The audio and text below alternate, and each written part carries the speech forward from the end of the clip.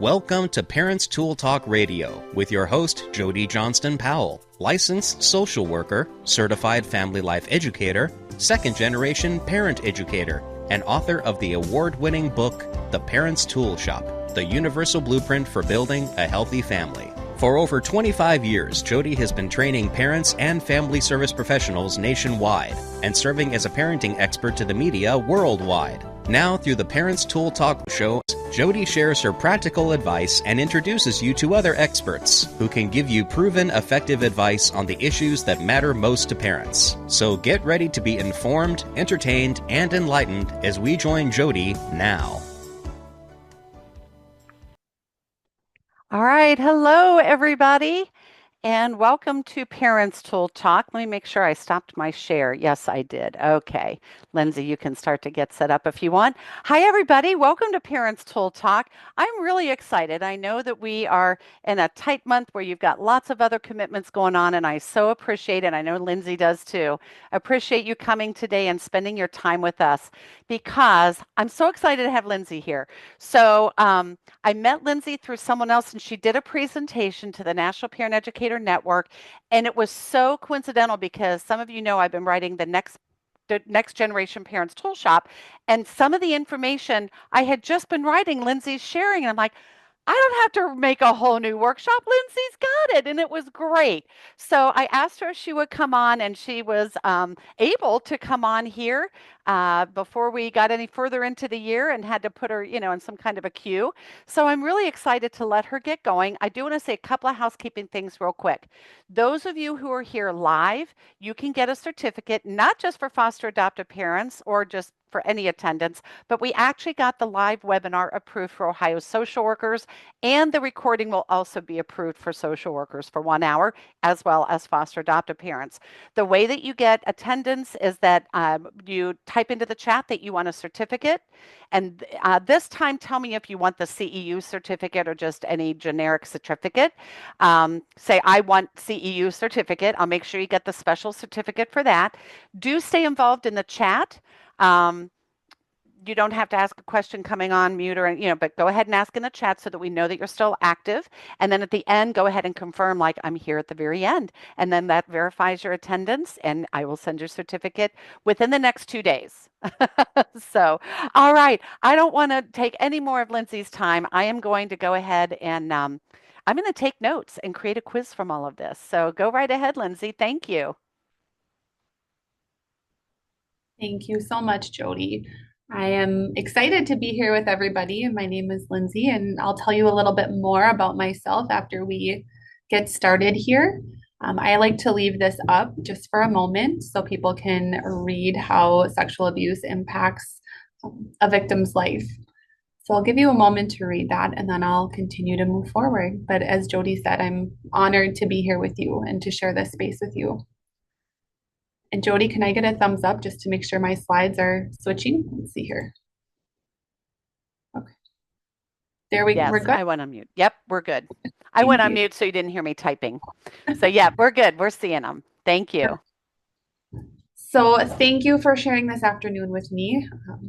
I work for Prevent Child Abuse North Dakota, and I've been with this organization for the last 3 years, and I've specifically worked in child sexual abuse and abuse prevention my entire time within this organization. So one thing I like to point out before I get started is that my presentation is very bright and colorful. That design choice is very intentional, symbolizing our collective effort to bring light to the issue of child sexual abuse, which has long persisted in silence and in darkness. Today, we will discuss strategies to prevent child sexual abuse, fostering hope for a brighter future where children everywhere can grow up safe and secure.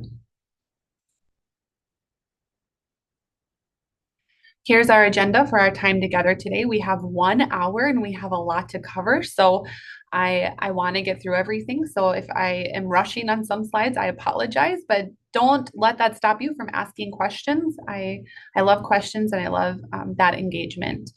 At the end of our session today, you'll receive my contact information, so please feel free to reach out with any follow-up questions or comments.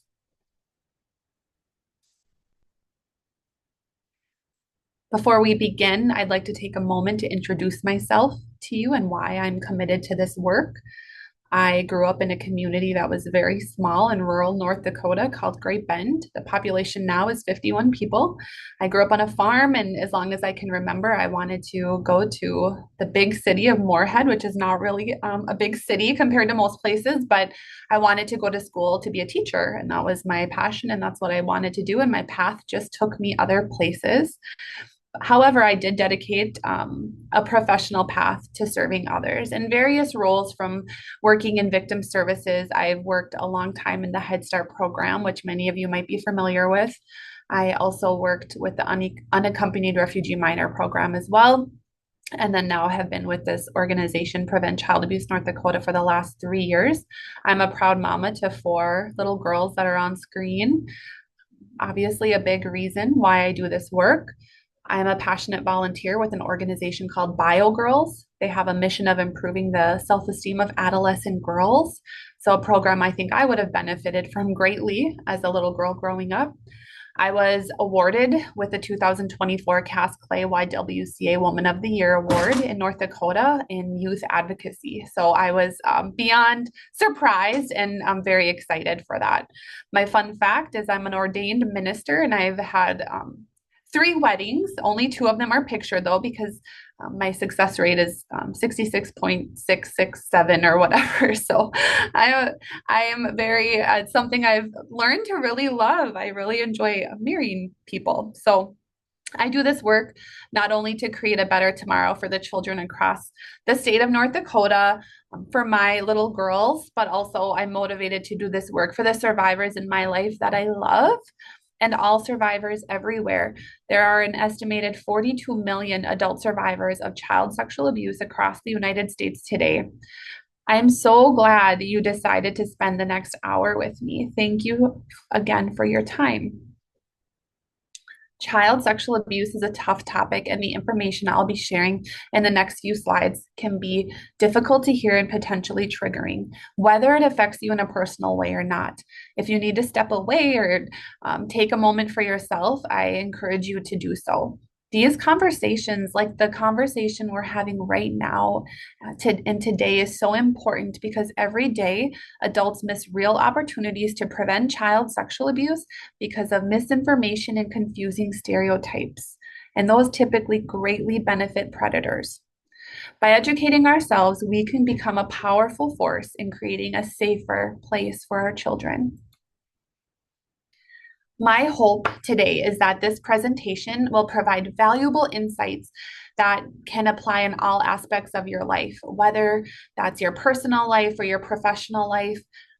Whatever hat you wear, I hope that this information can help you.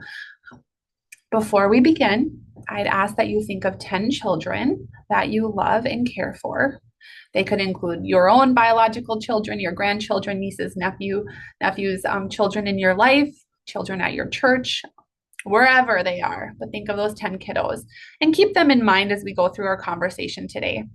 On screen are 10 little people I love very much. Before we get started, I want to share with you the information I'm sharing today comes from research-based articles. Also, it comes from trainings that I have participated in and trainings I'm a facilitator of as well. If you want more information or specific research links, just let me know. You can, again, you'll have my contact information at the very end, and I'd be happy to share that with you. For the sake of brevity, I'll be using the term your child or our children. And again, I just want to say I'm not referring solely to your biological children, but to any child in your life who you care for. So recently in North Dakota, our task force that I'm the director of, we revisited our definition of what child sexual abuse is. We recognized that after 7 years, it was time to update the definition that we used because things have changed.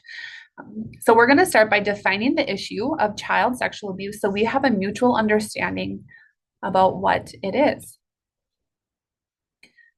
So the task force defines child sexual abuse as any interaction between a child and another person in which a child is used for the sexual behaviors and activities through contact or non-contact behaviors. And honestly, that definition took us a long time to figure out. We just wanted to include every piece of it, but not have it be 3 paragraphs long. So we tried to break it down.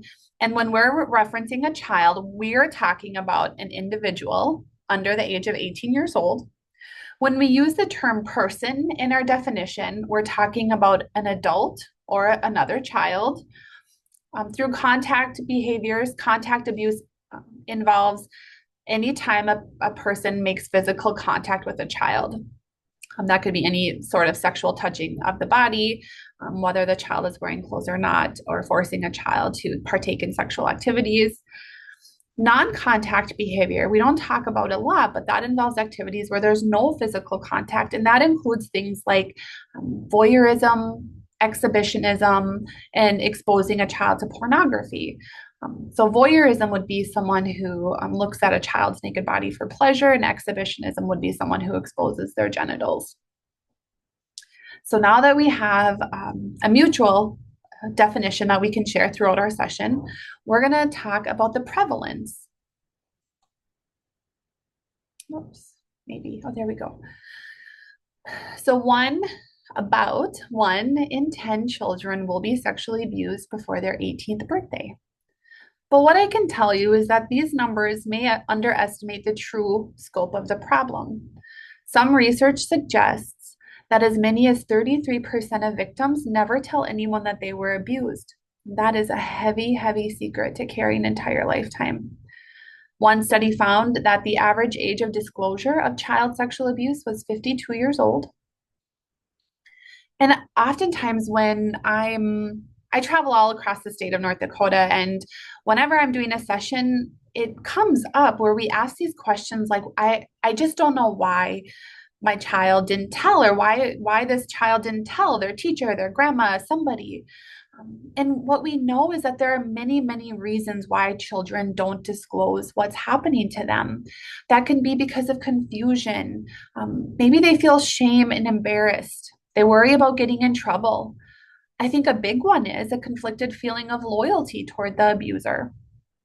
Maybe they have a fear of being loved less, labeled, or shunned. Another big one is that they're scared they might be taken away from their home or destroying their family. One that I just never really thought of it, but over the last probably 2 years, after talking with multiple survivors, children they might not know what's happening to them isn't okay. I know one survivor shared with me that she didn't know what was happening to her was wrong until she was 13 years old. Another common thing that we see is that abusers may threaten to physically harm a child if they tell or harm one of their loved ones or their family pet. By learning about risk and protective factors, we can learn more about the children who are most at risk of being sexually abused. So we're going to talk about those now. While no child is immune, there are child and family characteristics that either significantly heighten or lower the risk of sexual abuse. The following risk factors are based on reported and identified cases of abuse. Family structure is the most important risk factor in child sexual abuse. So children who are living with and growing up with both of their biological parents are at a lower risk for being abused. That risk increases when a child is growing up without either of their parents. So that could be a child growing up in foster care or kinship care. Those children are 10 times more likely to be sexually abused than children that live with both of their biological parents. But the children who are at the highest risk are children who live with a single parent that has a live-in partner. Those children are at the highest risk. They're 20 times more likely to be victims of child sexual abuse than children living with both of their biological parents. Gender is a common factor as well. Females are more likely to be sexually abused than males, although males are still abused. Age is a significant factor as well in sexual abuse. While there is risk to children of all ages, children are most vulnerable between the ages of 7 and 13 years old. Race and ethnicity are an important factor in identified sexual abuse cases as well. African American children have almost twice the risk of sexual abuse than white children. Children of Hispanic ethnicity have a slightly greater risk than non-Hispanic white children as well. I know in our state specifically, I get a lot of questions about Native Americans because we have several tribal communities in our state. However, there's not a lot of research in that area that I've been able to find. I know there was one study or one article that talked about how they believe it's estimated that as many as 1 in every 2 children are victims of sexual abuse, but I don't know that for sure, but that is something that I did see when I was trying to learn more in that area. Children in low socioeconomic status households are 3 times as likely to be identified as a victim. Abusers look for certain kinds of kiddos. They look for passive, quiet, troubled, or even lonely children from single parent or broken homes. And I always want to emphasize that these are simply risk factors. It does not mean that a child living with one or many of those risk factors will be a victim of child sexual abuse. It just means that they have a higher or a greater risk. No child is immune. But just like there are risk factors, there are protective factors. Protective factors lessen the likelihood of a child being abused. So we're going to talk about a few of the things that we can do to wrap around our children and build those protective factors. So children who have caregivers who create safe, positive relationships with their child. Caregivers who practice nurturing parenting skills and provide emotional support to their child. Those caregivers who can meet the child's basic needs, like food, shelter, education, health services, is also a protective factor. So just like there's the caregivers, but now we're going to talk about as a family unit. So families with strong social support networks and stable, positive relationships with the people around them is a protective factor.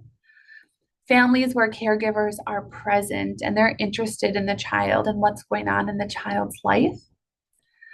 Families where caregivers enforce household rules and engage in child monitoring. They know what's going on in that child's life. Families with caring adults outside of the family who can serve as role models and mentors. So those are just a few risk and protective factors. And I really like to talk about them because I think it just makes us more aware of the things that maybe make a child more vulnerable to being abused. And again, they're simply risk and protective factors. So now we're going to talk about who the abusers are. Many of us grew up worried about strangers. You know, the term stranger danger, I remember that so vividly. I grew up around the time, some of you may know Jacob Wetterling. He was a little boy in Minnesota, our next door neighbor here in North Dakota, who was abducted in, like, I believe 1989. And another, Adam Walsh, was another little boy who was taken in the 80s. And I feel like it was constantly, especially the way that my mom was parenting me, it was like stranger danger constantly. And there's a rightful place for that. But when it comes to child sexual abuse, strangers typically aren't the problem or who we need to be worried about, because research shows us that the greatest risk comes from someone the child knows. So as many as 90% of children are sexually abused by someone they know. And you can break that statistic down even more. So 60% of children are abused by people the family knows and trusts. And those would be people like maybe a family friend, maybe a neighbor, that could be a teacher or coach. And then 30% of that 90% are abused by family members. There was a recent research study conducted by someone by the name of Dr. David Finkelhor. He works as the director of Crimes Against Children, the Research Center in New Hampshire, and he's worked in this field a very long time. He put out a study recently that reported as many as 70% of children who were sexually abused in this national sample he took were sexually abused by other children. So this stood out to me quite a bit because as I was working in this field, typically we talked about 40% of children are sexually abused by another child, but now this recent research study indicates that maybe we're seeing a rise in that percentage. I think it's really important that as adults, we understand what healthy sexual development looks like, which we're going to talk about today, because then we can identify early on sexual behaviors that are problematic and potentially abusive, and we can intervene early, potentially preventing child sexual abuse. In many cases, people who sexually abuse children appear to be friendly and likable people, looking and acting just like everyone else. Abusers often form relationships with potential victims and their families prior to the abuse. This is typically done by a process called grooming. And we're going to talk more about grooming as well shortly. But before we do that, knowing anywhere from 40 to 70% of children are sexually abused by other children, let's talk about sexual development. See, there we go. Understanding healthy sexual development plays a key role in preventing child sexual abuse. Many adults are never taught what to expect as children develop sexually, making it difficult to distinguish between healthy, concerning, and potentially abusive behaviors. The more we understand these behaviors, the more quickly we can respond. And I know I'm repeating myself, but it's so important to understand just how vital it is for us as adults to understand what healthy sexual development looks like. And I just like to speak on this briefly because I went to school for early childhood education. And so I studied child development. I studied, how children develop cognitively. We talked about fine motor and gross motor development, but I can tell you we never, ever, ever talked about children's sexual development. It's just something we don't talk about very often. So, healthy sexual development. So, when children are involved in healthy sexual play and exploration, typically those interactions are voluntary and they're consensual. Typically, it would happen between two children who play together often. Those children would be of the same or similar age and size. There's not like a big age gap between the children. So it could be like two children in a preschool classroom, say. These interactions are more exploratory than overtly sexual in nature. These interactions are not forceful, they're not hurtful, they're not aggressive. And these behaviors that are typical or normal or healthy are very easy to redirect. They're infrequent, unplanned, and spontaneous interactions. And in a few slides, I'm going to give you some examples because I love learning by examples. But before we do that, I want to talk a little bit more about why some children might exhibit those concerning sexual behaviors. I've had the opportunity to learn from professionals who work with children who exhibit concerning sexual behaviors, also sometimes called problematic sexual behaviors. And each has indicated that both research and professional consensus suggest 4 factors that may drive a child to engage in concerning sexual behaviors.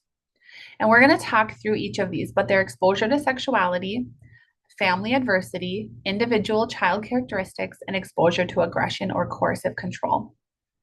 Let's start with exposure to sexuality. So this could be, it could be a child who's been sexually abused themselves. It could be a child who has witnessed others engage in sexual behaviors, or maybe they have that exposure to sexualized media like pornography. They could also live in a family with increased family sexuality. So maybe there's a lot of nudity, there's not a lot of privacy, modeling of sexualized behaviors. Those are just a few examples. Before I move on, this is where I always have to I go rogue for a second, but I want to talk with you about pornography because I've had several trainings on pornography and I've learned some very deeply concerning things. What this research that was behind this presentation indicated is that the first exposure to pornography for children is typically from 8 to 11 years old. And what that means is that pornography is shaping our children's sexual template. And they're seeing things that are violent and degrading, and they promote really unhealthy ideas about sex, relationships, and gender. And of course, there's impacts on our children, right? So our boys who are being exposed to pornography, they have an increase in depression and anxiety. It increases their vulnerability to sexual abuse. They might participate in more risky sexual behaviors. And the thing that scares me the most is that they have a lower capacity for empathy. That's really, really scary. Additionally, boys who are exposed to pornography are sexualizing young girls ages 4 to 7 at an increasing rate. So not only do we know that our boys are being impacted, but our girls are being impacted as well. The girls who have had this exposure have an increase in self-hatred, increases in depression and anxiety, increases in self-harm, and an increase in their vulnerability to being sexually abused as well. I just think it's so important that we talk about that and we understand that when our children get devices, there is a lot at their fingertips, and we'll talk a little bit more about how to have those conversations with children and as we continue through our session today. Next, we're going to jump into the next category, which is individual child characteristics. So children with sexual behavior challenges often exhibit other challenging behaviors and social difficulties, such as a lack of impulse control. It could be a child who has difficulty following the rules. Maybe they have a difficulty with making friends or initiating play, and other like limited self-regulation skills. So like very, very impulsive. They might have a learning disorder. Those are just a few examples. Family adversity, let's talk about that. These are factors that adversely impact a caregiver's ability to provide safety, supervision, guidance, and behavior management. And this could be from lots of different reasons. It could be because of poverty. It could be minimal family support. Remember, we talked about family support being a protective factor. So family adversity, having a little family support, it makes sense why the family adversity and that would go together. Limited educational opportunities available for the family. And also, of course, family adversity could be because of trauma as well. Lastly, exposure to aggression or coercive control. This could be a child who's growing up and living in a neighborhood where there's a lot of community violence, or maybe they play games like video games with a lot of violence. It could also be they live in a home where they're witnessing domestic or interpersonal violence, or they're a child who's a victim of harsh physical discipline. So the driving factors could be from one of those areas, or it could be from any mix of those categories. Research suggests that children exposed to one of these have a higher risk of displaying concerning sexual behavior. So if you want to use the chat box and you want to take a guess, I would love if you would. So research suggests that children exposed to one of these areas have a higher risk of displaying concerning sexual behaviors. I can't even see if you are typing in the chat, but I hope you're making some guesses. I'm looking in the chat, so I'll let you know if anyone offers a suggestion in there. I was just encouraging them to stay active in the chat. Yeah. Heather says exposure to sexuality.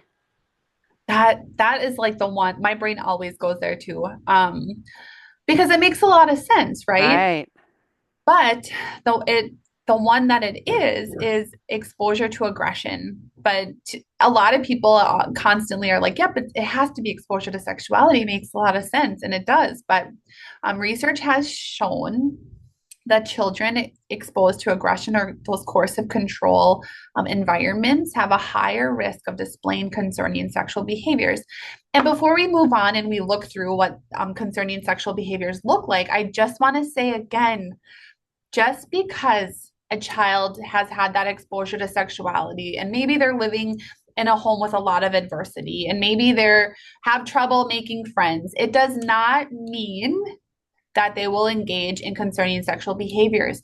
Again, this is why some children, not all children, and also there could be a child growing up without any of these, and they might make a decision to engage in those behaviors as well.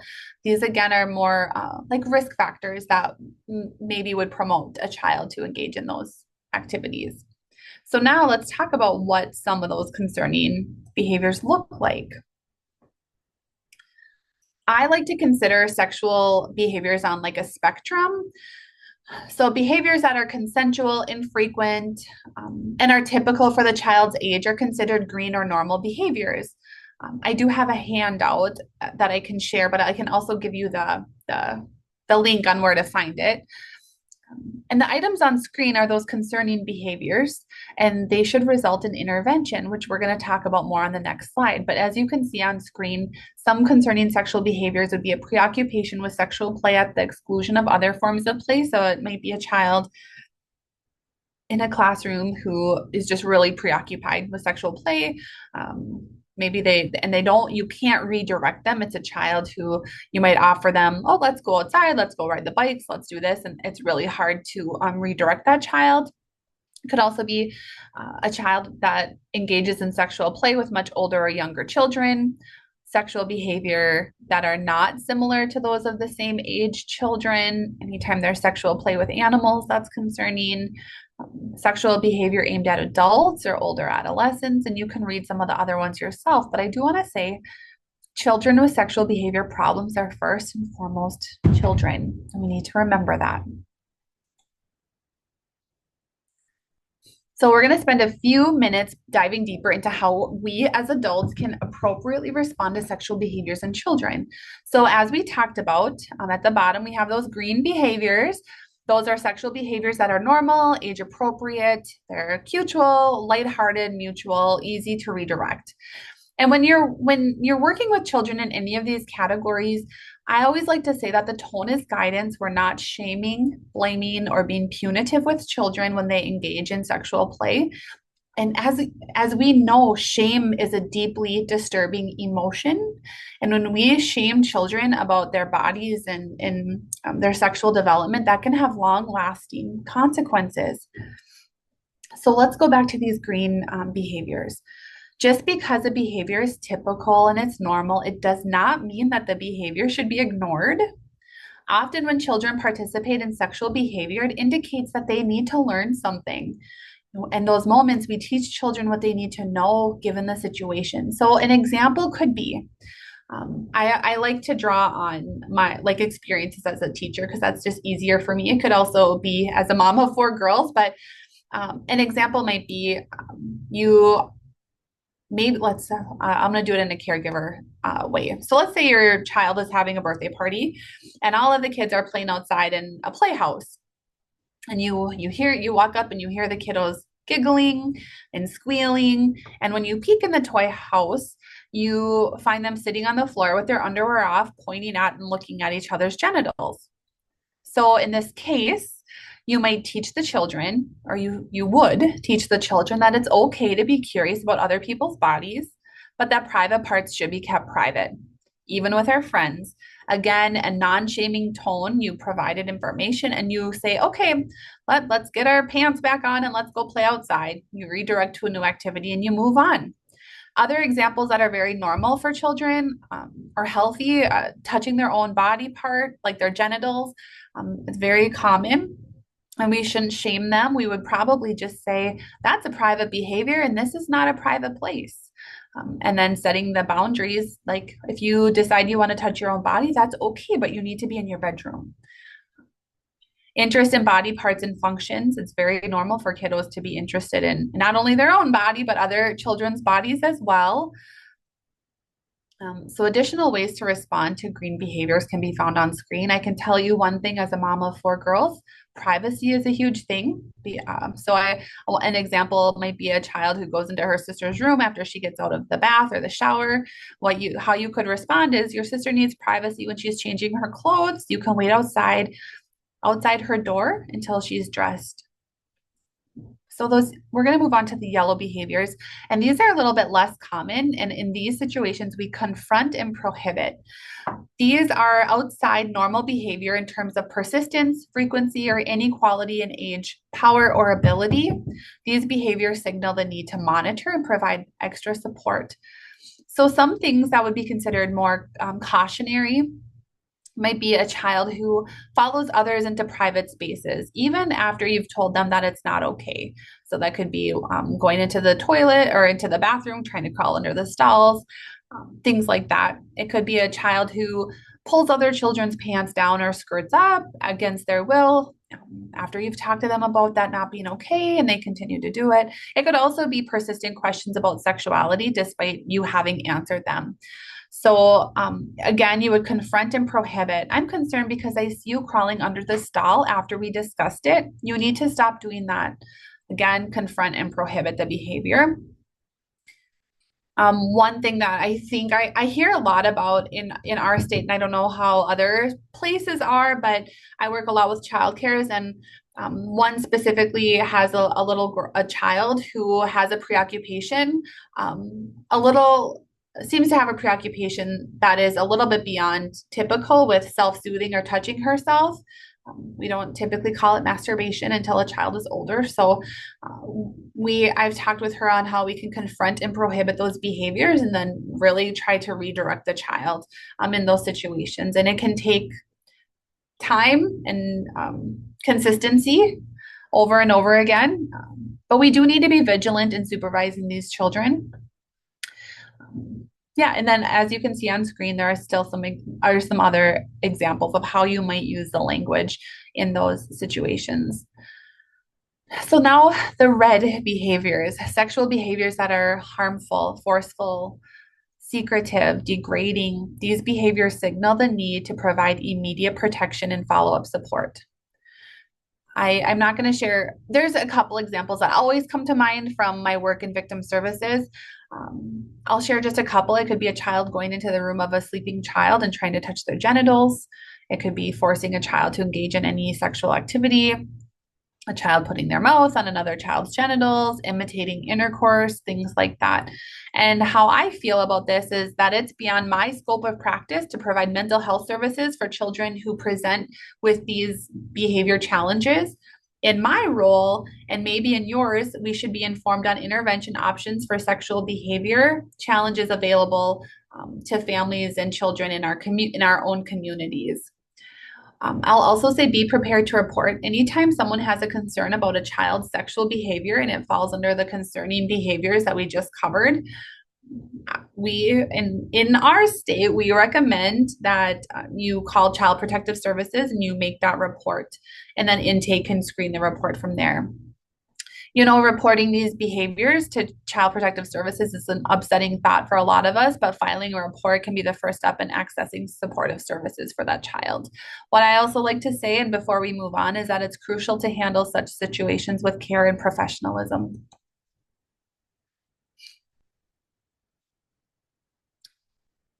I have a couple things to say, but I'm gonna keep moving along because I want to get through everything. So we're gonna keep moving. One common strategy for those who sexually abuse children is grooming. Grooming behaviors typically look innocent, and grooming is probably something that you've heard of. Identification of red flag grooming behaviors can help in the prevention and the detection of child sexual abuse. Grooming is that manipulative behavior the abuser uses to gain access to a potential victim, coerce them to agree to the abuse, and reduce their risk of being caught. It can happen both online or in person, and it often, as we know, occurs by someone the child knows and trusts. It can take place over short or prolonged periods of time, weeks, months, or even years in some cases. Additionally, sometimes parents and families are being groomed as well, which typically would look like a level of generosity that seems too good to be true. They might be offering to babysit for free. It could be an excessive willingness to help out or even give financial assistance. The grooming process is often misleading because the abuser may be well known or highly regarded in the community, and as a result, it's easy to trust them.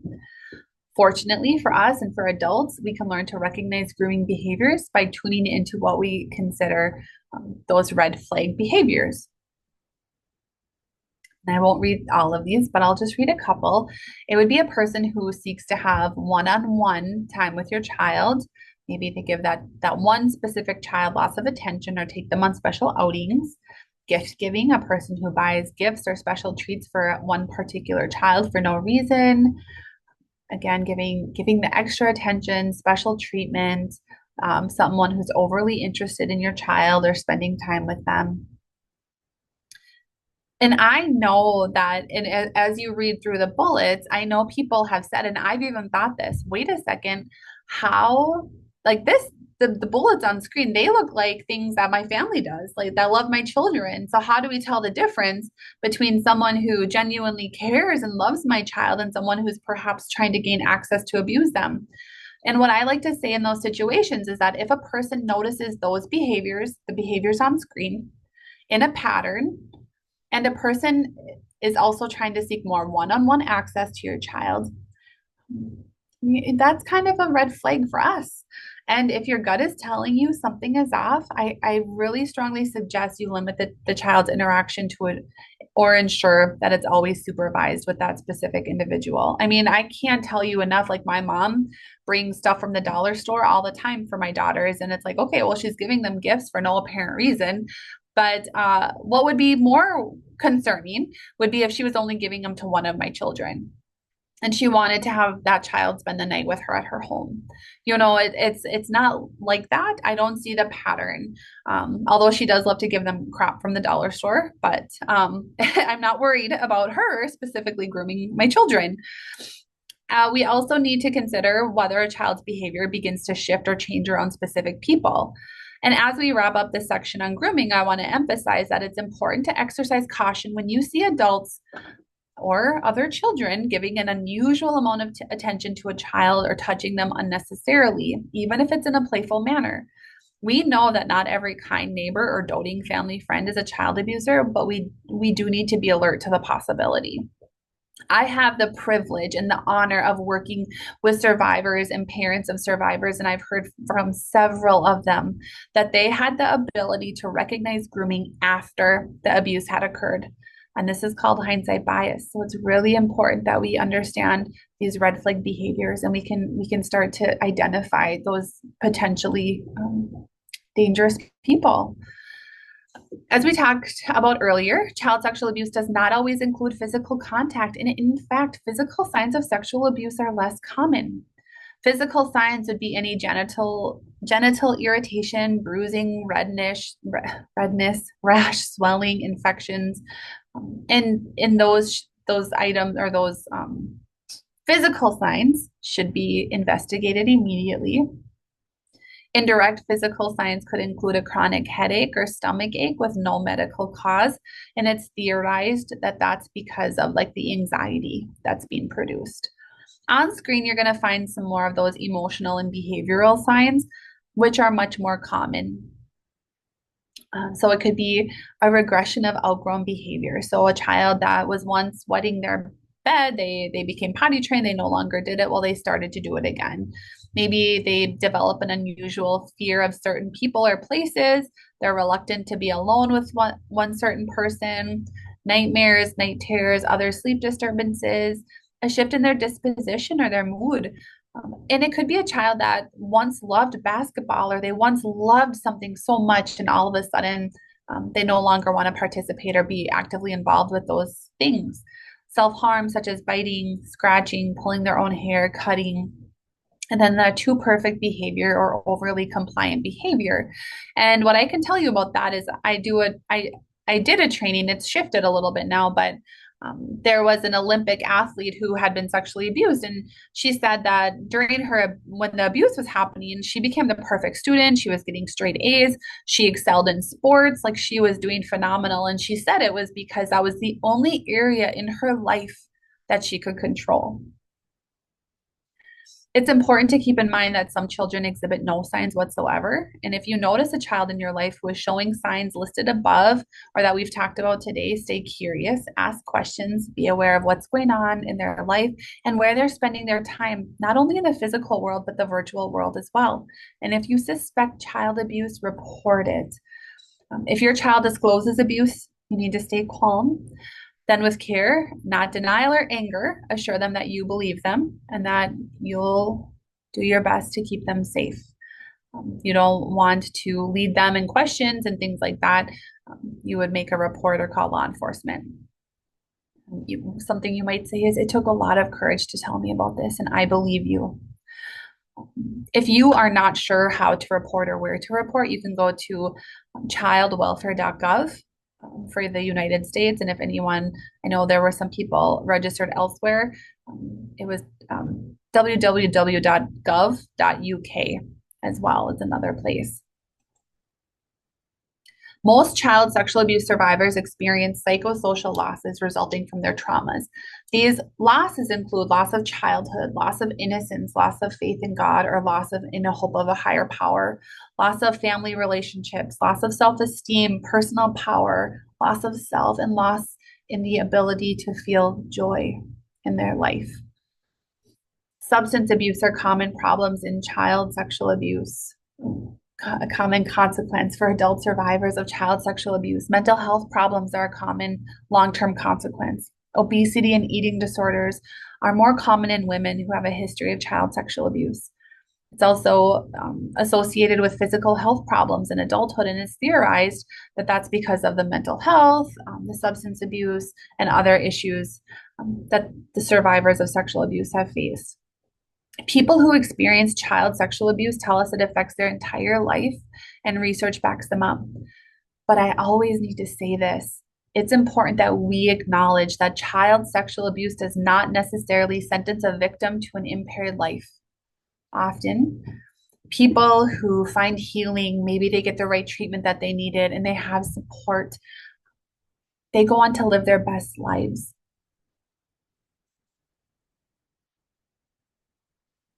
I won't take a lot of time to do this, but I do want to say that I really struggled in this job. It's really hard to day in and day out to focus on child sexual abuse. It can be really dark and it can be really scary and it can feel defeating. And this information is not intended to cause alarm or panic, but it's here to help equip you with the tools to protect and empower children.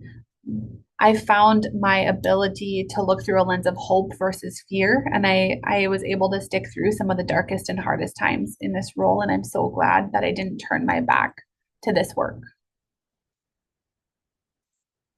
Oops, I wonder if that'll go the right way. Okay. Things that do not protect children from sexual abuse. I'm going to cover those first. Trusting people based solely on their reputation or authority.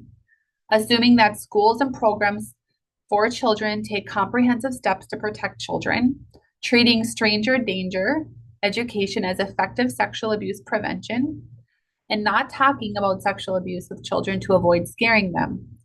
None of those help protect children from sexual abuse. So what can we do to protect children? First, we can minimize opportunity.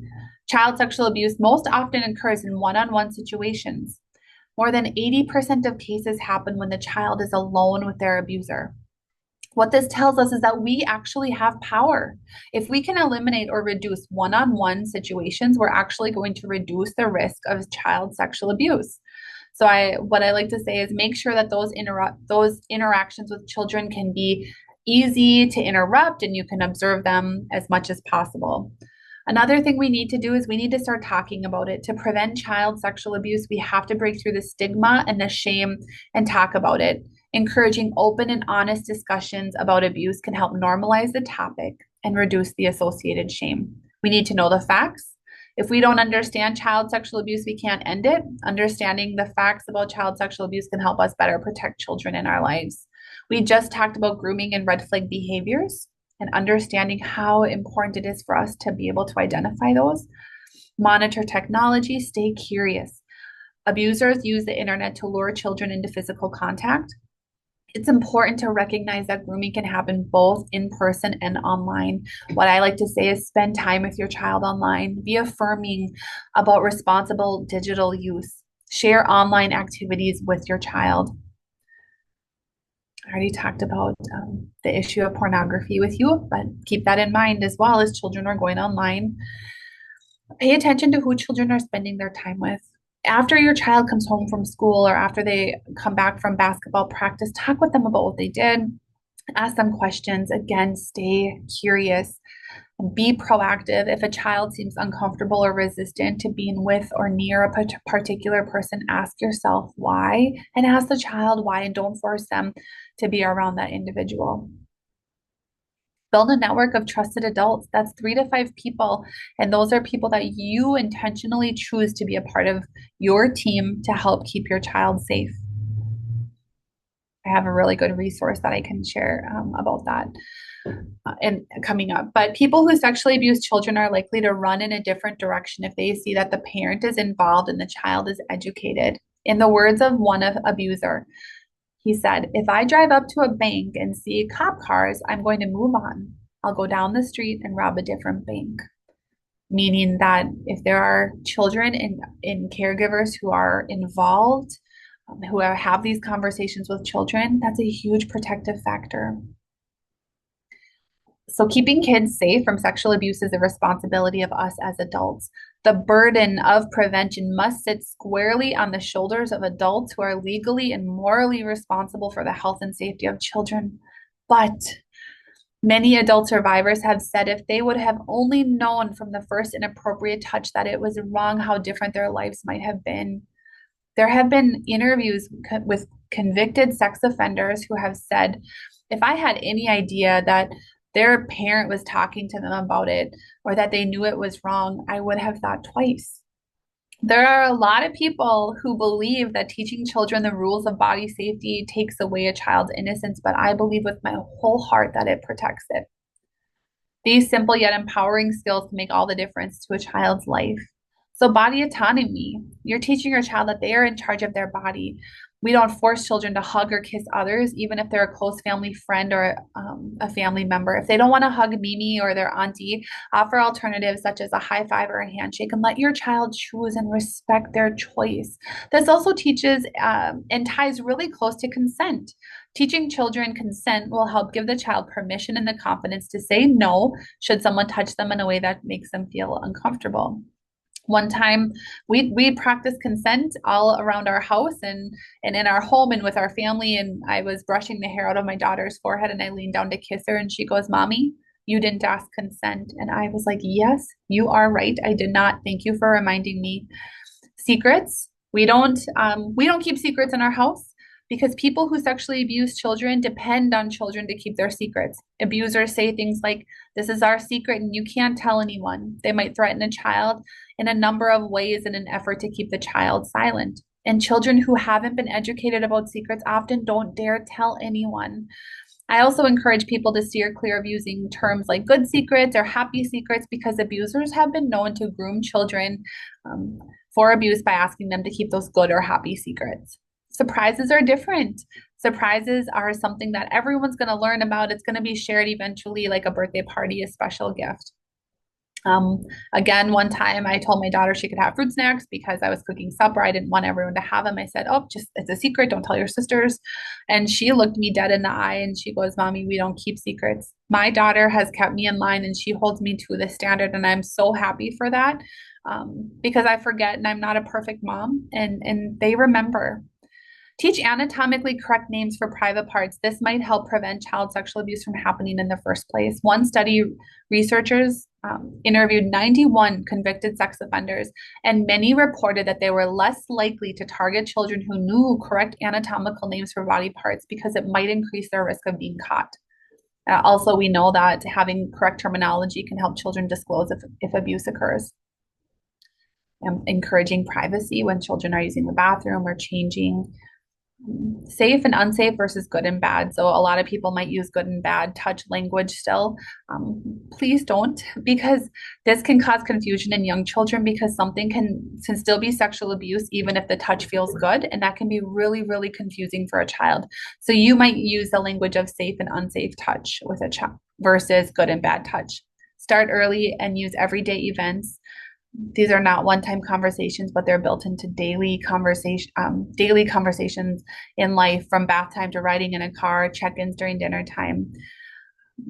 You don't need to make it scary. I know there's a lot of people that worry about it. They're scaring their child, but we can make the conversation not scary, just like we can make the conversation not scary about wearing a bike helmet Or we can make it scary by being like, well, if you fall off without a bike helmet, you might never be able to walk again, right? We have the power to make these conversations not scary, not terrifying, and talking to them just like we do at matter of fact about any other way that we teach them about safety, like crossing the street. Most importantly, let your child know that they can tell you anything at any time. I use a lot of books, and that's kind of how I get through having some of these conversations with my children. So I would recommend that for sure. Again, as a caregiver, the best thing you can do is just keep communicating with your child, stay engaged, ask questions, be available, open, and willing to talk. And again, stay curious. I feel like I say that 100 times. I'll quickly go through a couple of resources and we'll end on time. So the biggest resource is that I like because I helped create it is www.ndstopcsa.com. That is the website that the task force created, and now we share our resources. They're available to everybody. So I would definitely recommend and love for you to check out our website.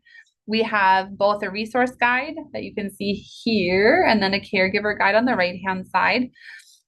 One is aimed at those public, private, tribal schools, childcare organizations, daycares. That the one on the left, and that talks about different prevention curriculum available to adults and curricula available to children. It also talks about different policies and procedures that we should be implementing in our schools with our children to ensure their safety. And then the caregiver guide, that's where I have how we can really build those that safety net of trusted adults around our children. Again, you can find both of those guides on our website and you can print them out, and I would recommend you do because I'm so proud of them. Here are just some of the things in our resource guide. It is currently being updated, so there will be some changes, but the bottom is that prevention education from the guide directly, and the policy recommendations, and the top is just some flyers or some one-pagers that we have. Lastly, here are some of our resource guide resources that you'll find, from a crossword puzzle to conversation cards, or word search, I guess would be a better term for that. Body safety poster, coloring sheet, healthy sexual development. This is what goes over what is typical, what is normal behaviors in children, because we don't always know what those are. That's okay. We just need to learn. Talking about sexual abuse is hard, especially when you care about the people involved. Stop It Now is a website that I really like to refer people to just to know that it's there. They have compiled specialized resources that will help you learn how to speak up about your concerns and take next steps towards a healthier and happier tomorrow. And this could be concerns about an adult's behavior around children. It could be adults' behaviors with children and youth, children's behaviors. Maybe you're seeing some more of those concerning behaviors. And maybe for someone, it could be that they're worried about their own behaviors or thoughts. So I would definitely recommend just knowing that that website exists. Although I wish that there was no need for the task force, I wish that I wasn't needed for my position. But I will say, as a mother raising 4 little girls, as a previous teacher, as someone who's devoted time to victim services, and as someone who has loved many survivors, I'll continue to pour my heart, my energy, and my passion into keeping our children safe from sexual abuse. And thank you so much. I know I rushed through some of that, but I'm so glad that we were able to spend the last hour together. It truly means a lot to me. So thank you so much, and please reach out if you need anything. Thank you so much, Lindsey. I so appreciate how much information you were able to pack in. I also tend to pack things in, but you did such a great job.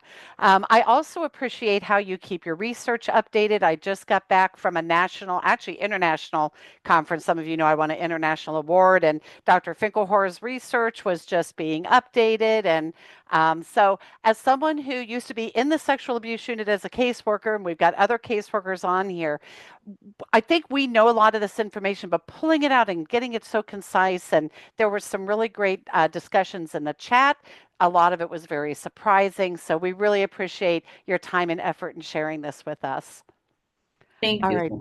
Thank you so much, everybody. And I want to encourage you all to have a really wonderful month. This happens to be a very special month for a lot of folks, but I'm not going to date this by saying what month it is. So thank you, everybody, for being here. I appreciate your time also and spending it with us. And the course recording will probably be up within 2 days, and I'll get certificates out. So thank you, everybody. Have a great day.